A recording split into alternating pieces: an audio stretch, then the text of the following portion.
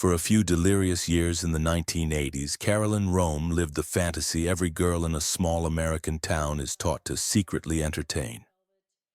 She married a billionaire dealmaker, wore her own couture label, filled houses with Renoirs and roses, and threw the kind of parties that made even old money families in New York grit their teeth with envy. She didn't just marry into power, she appeared to share it. And then one decision, his, not hers, proved how wrong that was. With a divorce lawyer's letter and a canceled credit card, Carolyne discovered the most brutal rule of her new world. In the kingdom of the ultra-rich, the wife is never truly a queen. She's staff, and staff can be let go. What makes her story worth telling is not that she fell. It's what she did after the fall, and after the night when fire tried to finish the job her husband had started. Long before the Temple of Dender and the Gulf Stream jets, long before she was Mrs. Henry Kravis, there was nothing glamorous about her life at all.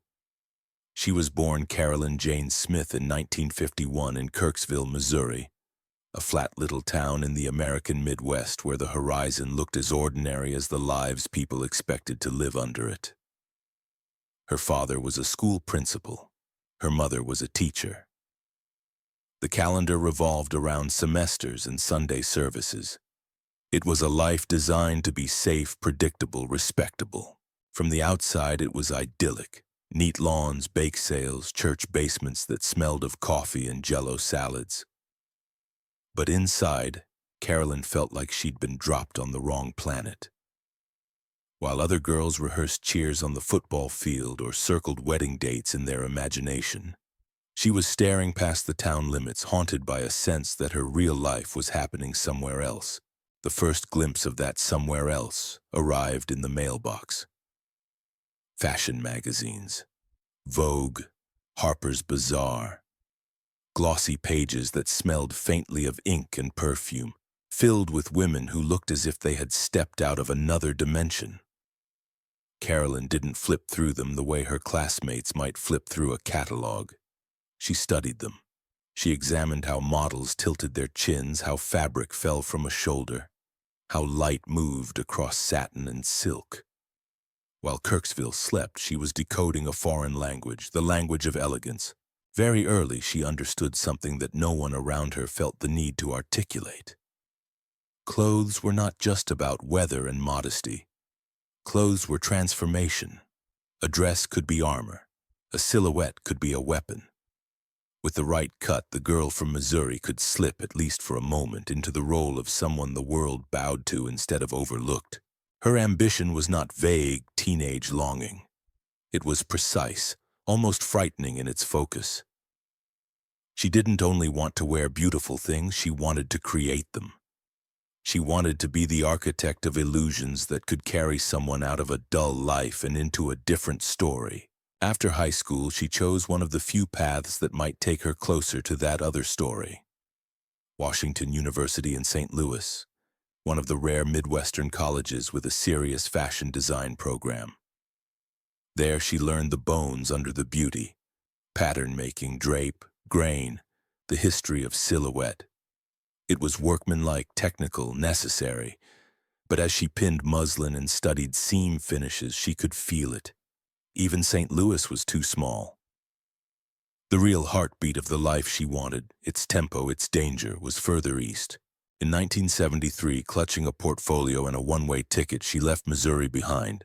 The New York she stepped into was not the polished playground of hedge fund fortunes that tourists know today. It was the New York of taxi driver, broke, dirty, and on edge. Graffiti-covered subways, uncollected garbage in the streets during strikes, sirens at night, a city flirting with bankruptcy. For a principal's daughter from Missouri, it should have been terrifying. To Carolyne, it felt like the curtain finally going up. Yes, the sidewalks were cracked and sticky in summer. Yes, you kept a hand on your bag on the subway. But behind certain limestone facades on Fifth Avenue, behind anonymous doors on 7th, lived the world she had been training her eyes for since she was a teenager. Ateliers, showrooms, salons, and very quickly she found, or perhaps was found by, the man who would become her first great teacher. Oscar de la Renta, the Grand Seignior of American fashion, hired her as an assistant. On paper, it was an entry-level job. In reality, it was almost an adoption. Oscar was everything Kirksville was not. Charming, cosmopolitan, steeped in European taste, and plugged into the quiet network of old money in New York and abroad. He dressed ambassadors' wives, first ladies, the women whose lives had once looked to Carolyne like a fantasy carved into magazine pages. When he looked at her sketches, at her eye for proportion, he saw not just another hopeful girl from nowhere, but a younger reflection of his own devotion to beauty. Under his protection, her real education began. He taught her how to sketch a gown, yes, but also how to read a room.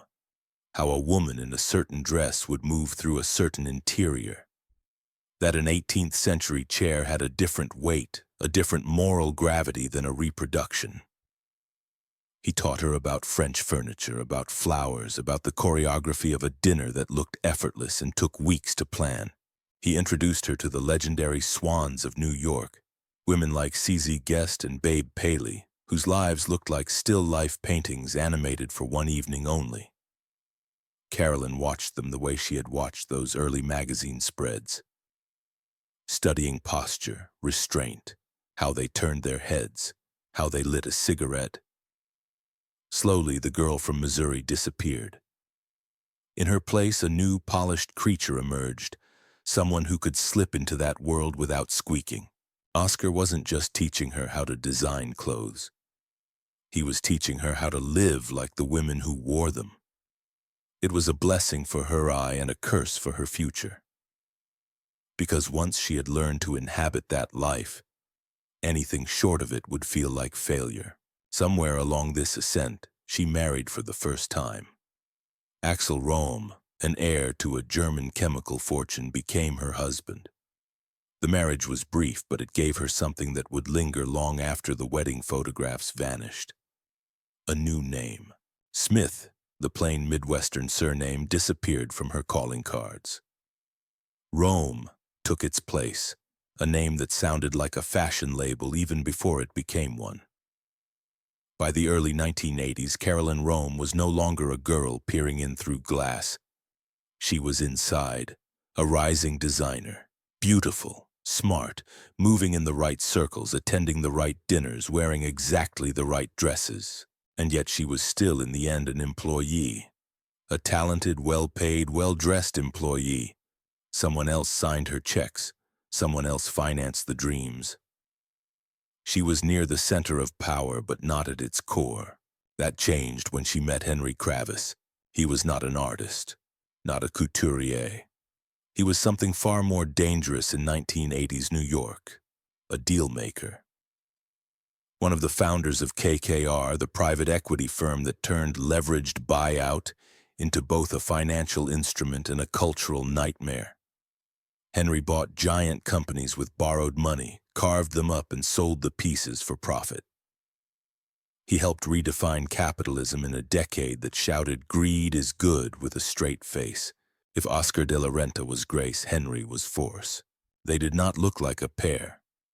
Carolyne was tall, willowy, almost absurdly elegant, like a fashion illustration come to life. Henry was shorter, compact, his energy focused inward, eyes always scanning for the next angle. But for a society that now worshipped money as loudly as it once worshipped lineage, they were perfect. To Henry, everything was an investment. Companies, houses, even people. Carolyne was that rare asset that glittered on both the balance sheet and the society page. She offered him what his billions could not automatically buy: legitimacy in a town that still, under all its bravado, respected old, good taste. He needed a queen for his empire, someone who could act as his ambassador to the world of museums, opera galas, discreet old families who still looked down from their Park Avenue co-ops at the noisy new rich. A wife who could host the perfect dinner, decorate the perfect house, glide down the Met red carpet as if she had been born into it. For Carolyne, Henry looked like the engine that could finally pull the train of her ambition to its final station. With his resources, she wouldn't have to remain the gifted assistant or the second name in someone else's label. She could have her own brand. She could have the houses she'd circled in magazines as a child, the Park Avenue duplex, the Connecticut estate, the ski chalet, the Caribbean retreat. And something more fundamental. She could buy, she thought, permanent safety from ordinariness. Their courtship was less love story than merger negotiation. Terms, expectations, long lunches, careful choreography. It was the quintessential romance of the decade. Ambition kissing money. In 1985, they married. It was not a quiet church wedding, it was a coronation. Overnight, Carolyne Roehm became Mrs. Henry Kravis. And with that change of title, she moved from the edge of the frame to the center. The transformation was instant. The new couple, with their early middle-aged power and polished surfaces, became a sun around which lesser planets spun. This was the era of new society, brash, visible, unapologetically rich.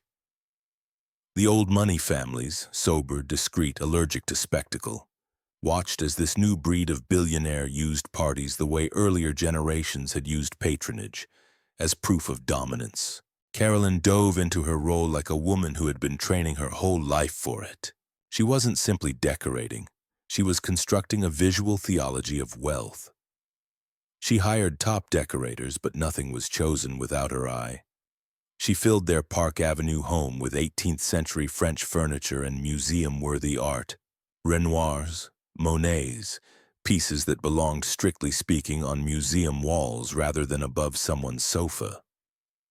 She supervised renovations on estates in Connecticut, Colorado, the Dominican Republic, turning each into a stage set for a different fantasy. And then, with Henry's funding, she did the thing her younger self in Kirksville had dreamed of on those sleepless nights with Vogue. She launched her own fashion label. The Carolyne Roehm brand debuted in 1985. It was couture in the classic sense, unapologetically expensive, meticulously made, designed for women whose lives were a mix of charity boards, luncheons, and state dinners. Silks, velvets, ball gowns, tailored day suits, the wardrobe for the world she now inhabited not just as visitor but as architect. Nancy Reagan wore her dresses. The Duchess of York wore her designs. Reviews were rapturous. Orders came in. For the first time, she was not merely the wife of a billionaire. She was a CEO, a name on labels and invoices, a creator in her own right. From a distance, the picture looked complete. Magazines couldn't stop photographing it. Vogue, Town and Country, W. They documented the Kravis lifestyle as if it were a fairy tale the country needed to believe in. Here was Carolyne in her studio draping fabric on a mannequin. Here she was in her greenhouse pruning roses. Here she was on Henry's arm at a black tie ball, diamonds at her throat, a living advertisement for the life they had built. But there is a law in high society as unforgiving as any financial regulation. The brighter the display, the deeper the shadow behind it. Behind the gowns and the Renoirs and the perfect table settings, exhaustion began to accumulate like dust in the corners. Staying Carolyne Roehm was a full-time job. Running a fashion business, a notoriously expensive, brutal industry, was another full-time job. Managing 5 homes, staff, and a social calendar that would have felled a lesser mortal was a third. She was always on. There was no offstage. And Henry, the dealmaker, saw the world through a lens that had little room for sentiment. He assessed everything, factories, aircraft, people, through risk and return. The label had looked like a good investment at first. It polished his image, made his wife happy, and bought them glowing coverage. But as the years passed and accounting ledgers bled red ink, the project began to look less like a jewel and more like a leak. Then, in October 1987, Black Monday hit. The stock market crashed. The country's stomach turned. Public tolerance for flamboyant excess started to thin. On December 7th of that same year, while the shockwaves were still rippling, Henry and Carolyne hosted the party that would etch itself into New York myth and into Carolyne's personal ledger as both a peak and an omen. The Temple of Dendur, an ancient Egyptian monument housed in the Metropolitan Museum of Art, became their stage. The official reason was philanthropic, a celebration tied to the museum. Everyone in Manhattan who mattered understood the subtext. This was Henry Kravis's victory lap after the $25 billion RJR Nabisco buyout, the largest leveraged deal in history. For one night, Carolyne turned the temple into her personal court. She had thousands of yards of silk flown in to drape over stone. She flew flowers across continents. The guest list read like a G7 summit: diplomats, industrialists, Rockefellers, the Bass family, the Trumps. Cameras flashed. Columnists swooned. The scene was described as the Great Gatsby rewritten for the age of junk bonds. It felt like a coronation. In reality, it was closer to a quarterly earnings call, a dazzling, very public proof that for the moment the Kravis investment thesis worked. But markets don't stay up forever, neither do fairy tales. As the 1980s gave way to the chillier air of the early 1990s, cracks that had been papered over with money began to show. The fashion business continued to swallow cash. Carolyne refused to cheapen fabrics or cut corners. The clothes stayed beautiful, and the balance sheets stayed ugly. Then came a tragedy no one could buy their way around. In 1991, Henry's beloved son from a previous marriage died in a car accident. Grief like that can weld people together or blow them apart. For Henry and Carolyne, it widened a fault line. He coped by accelerating. More work, more deals, more movement. She needed to stop, to feel, to mourn. They were no longer in emotional sync if they ever truly had been. And under everything, the spreadsheets told a story Henry understood all too well. The label was losing millions. The lifestyle was a cost center. The investment in Mrs. Henry Kravis no longer looked efficient. The end came not as a screaming fight, but as a decision. A decision conveyed in the cool language of lawyers and letters. Henry wanted a divorce. For Carolyne, it was like hearing that your nationality had been revoked. She had believed she was a partner. She found out she was a position that could be eliminated. There was also the matter of paper. The prenuptial agreement she had signed as a matter of course meant that she did not walk away with half of everything. She walked away with what to any normal person would be a fortune, but compared to the world she was leaving, was a severance package. The cruelest blow, though, was professional. Once the divorce was set in motion, Henry stopped funding the label. With a signature, the lifeline to her business was cut. Overnight, Carolyne Roehm, the brand, became insolvent. Showrooms closed, staff were dismissed. The thing she had pointed to as proof that she was more than a trophy, her own company, was dismantled. In the social ecosystem of New York, status travels along marital lines. As Mrs. Henry Kravis, she had been the sun. As a divorced woman, she became something else, a reminder of risk, of instability, of the fact that if it could happen to her, it could happen to anyone. Invitations dried up, phones fell silent, and then came the moment that stripped away the last remaining illusion of power. Shortly after the separation, Carolyne found herself doing something she hadn't done in years. Grocery shopping alone. No driver, no assistant, no housekeeper pushing the cart. Just a woman in a supermarket choosing milk, bread, eggs. At the checkout, she handed over her credit card. The same little rectangle of plastic that had once opened a whole world of private jets and couture. The cashier ran it.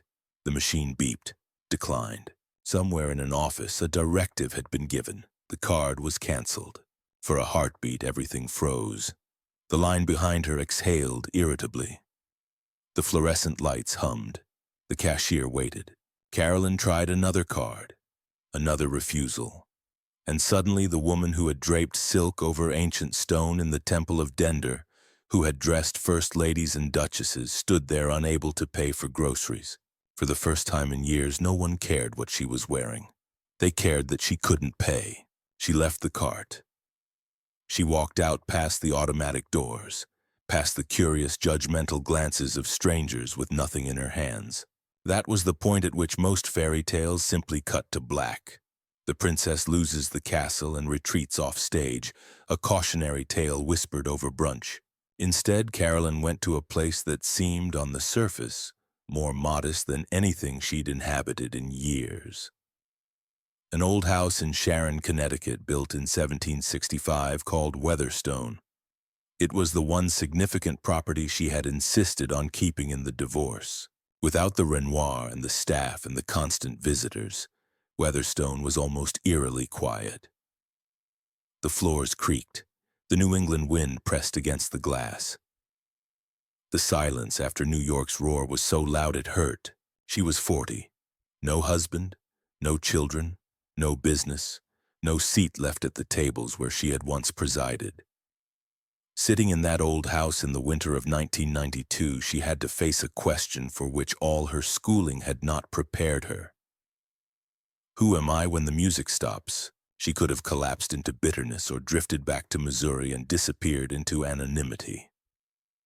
Many women in her position did. The story could have ended there, neatly reinforcing every cynical suspicion about trophy wives. Instead, she went outside.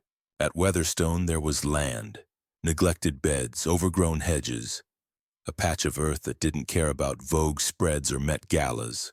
She began, almost aimlessly at first, to garden. It was something to do with her hands when her mind was too full. She dug, she planted, she pruned. The work was humbling. Mud under her nails, knees in the dirt. The woman who had once critiqued the fall of Duchess satin now concerned herself with soil pH, and slowly, in the rhythm of planting and waiting, she discovered something. In the garden, she found a version of couture that needed no runway. Petals instead of silk, soil instead of ateliers. The principles were the same: proportion, color, texture, patience. Where fashion shows burned through collections in minutes, the garden worked in seasons. It did not care who her ex-husband was. It cared whether she remembered to water. As the beds filled and bloomed, she began to arrange the flowers the way she had once arranged a collection. Not as random bouquets, but as compositions. A peony treated with the same reverence she had once reserved for a bolt of taffeta. A table set not to impress a board of trustees but to please her own eye. Friends saw what she was doing and suggested the unthinkable. Write a book. Not a ghost-written vanity project, but a real one. A book about flowers, beauty, and the kind of luxury that didn't require a billionaire. At first, she resisted. The world liked to sneer at society ladies who published books, coffee table objects written by committees and bought out of politeness. But if she was going to put her name on something again, it would be honest. She styled the photographs herself. She wrote the text herself. Into it she poured Missouri, Oscar, Park Avenue, and Weatherstone. The eye that had once dressed Nancy Reagan now focused on hydrangeas and climbing roses. In 1997, A Passion for Flowers came out. The industry smirked. The public did not. The book was a hit. It was undeniably beautiful, but more than that, it felt real. No one was being asked to buy a ball gown. They were being invited to cut flowers from their backyard and put them in a pitcher with intention. In a culture hungover from 1980s ostentation, Carolyne had accidentally tapped into a hunger for a gentler, more intimate idea of luxury. She had done something radical. She had taken the skills the world had dismissed as decorative. Setting tables, arranging flowers, making rooms glow, and turned them into a profession that did not depend on any man's check. For a brief moment, it looked as if the narrative had finally tilted in her favor. She had fallen, found bedrock, and built something new on it. And then, one winter night in 1999, the universe decided to test what exactly that bedrock was made of. The fire started late, likely in the old wiring. By the time she smelled smoke and alarms began to shriek, Weatherstone was already in the fire's teeth. She got the dogs out. She got herself out. Barefoot in the snow, wearing whatever she'd slept in, she stood on the lawn and watched the house burn. It is one thing to lose a life built on someone else's money. It is another to watch the physical archive of your own work and memory go up in flames. Inside Weatherstone were sketches from her Oscar days, samples from her own label, stacks of photographs, letters, antiques painstakingly collected over decades. The fire did not negotiate. It took what it wanted. By dawn, Weatherstone was a blackened shell. The house that had been her refuge after Henry, the stage on which she'd rebuilt herself as a gardener and author, was a smoking crater. Losing everything once had been a humiliation. Losing everything twice felt, for a moment, like persecution. As if some cosmic hand had decided that Carolyne Roehm was not meant to have anything solid. Journalists hovered, sensing another tragic arc. The script was obvious. She had tried to reinvent herself, and fate had slapped her down. Surely now she would retreat into silence or pills or the comfortable anonymity of a Palm Beach condo. Standing in the ashes, she realized something that would decide the rest of her life. The fire had taken her furniture, her archives, her walls. It had not touched the thing that had gotten her out of Missouri and through New York and back from the grocery store: humiliation. Her eye and her will. Henry had stripped away her social identity. The flames had stripped away her material identity. What remained beneath both was something that looked suspiciously like the best part of Kirksville. Stubbornness. She was still here. The dogs were alive. Her hands still knew how to make beauty. So instead of leaving, she rebuilt, not as an act of nostalgia, but as a declaration. Rebuilding Weatherstone became her longest, hardest project. She was no longer the woman hiring decorators and signing checks. She was the one in the hard hat with blueprints. She studied colonial architecture with the seriousness of a graduate student. She argued with contractors about joists and moldings. She designed the new house not as a museum for antique objects, but as a container for light and air. A place that could physically withstand what the last 20 years had spiritually thrown at her. Magazines came back, cameras in tow. But the pictures were different now. Less ball gowns, more work boots, less goddess, more general. This was not a woman decorating a stage for someone else's story. This was the author rebuilding her own set. Parallel to the rising beams of Weatherstone, another structure was taking shape. A brand built not on being Mrs. Anybody, but on being Carolyne. She wrote more books, on entertaining, on color, on the way blue and white could anchor a room or a garden. Each book did well. She launched home products. She licensed fabrics. Money came in not from a husband's fund, but from readers and buyers who valued what she made. Inevitably, the world that had once banished her started to thaw. New York society respects survival almost as much as it respects wealth. As her books stacked up and her name reappeared in articles unconnected to Henry, invitations began to trickle back. The same women who had crossed the street to avoid her in 1992 greeted her with air kisses a decade later. The ice on the Upper East Side is thin, but it cracks quickly under the weight of success. By then, though, she was no longer auditioning. She had a new partner, Simon Pinniger. A kind, handsome man with no interest in leveraged buyouts or front-page deals. Their relationship was low profile, almost defiantly unglamorous by 1980s standards. No Met coronations, no magazine power couple spreads. She also had something more valuable than any diamond necklace: perspective.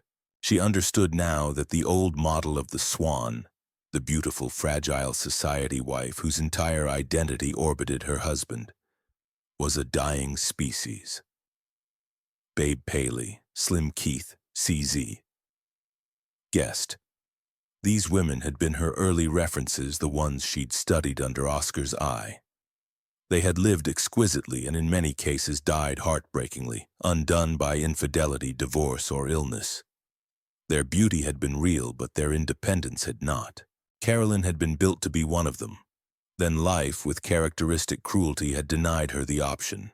She did something they had not been allowed, or perhaps not taught, to do. She turned the decorative into the professional. She turned being a hostess, a decorator, a gardener into a business model. She monetized the very skills that were supposed to keep her dependent. By the time the internet began to chew through traditional media, she had already established herself as something quietly radical. A woman whose power came not from whose arm she was on, but from the world she could conjure with fabrics, flowers, and paint. In the 2010s, when Instagram rose and a new kind of influencer was born, her work found a second life. Young women scrolling through feeds of disposable trends and fast fashion stumbled upon images of Weatherstone, blue and white china on linen, peonies in old silver, boxwood hedges cut like geometry problems. Two eyes raised on particle board and flat-pack furniture, it looked like a lost civilization of care. She joined the platform, but on her own terms. No sponsored posts for detox teas. No breathless captions begging for likes. She shared watercolors, dogs, flowers. Her words were measured, sometimes almost like diary entries. It was less about performance, more about invitation, a digital extension of an open gate at the edge of her garden. By then, she had become a bridge between eras. On one side, the mid-century world of the SWANs, women whose power was almost entirely visual. On the other, the modern world of women building brands, companies, platforms.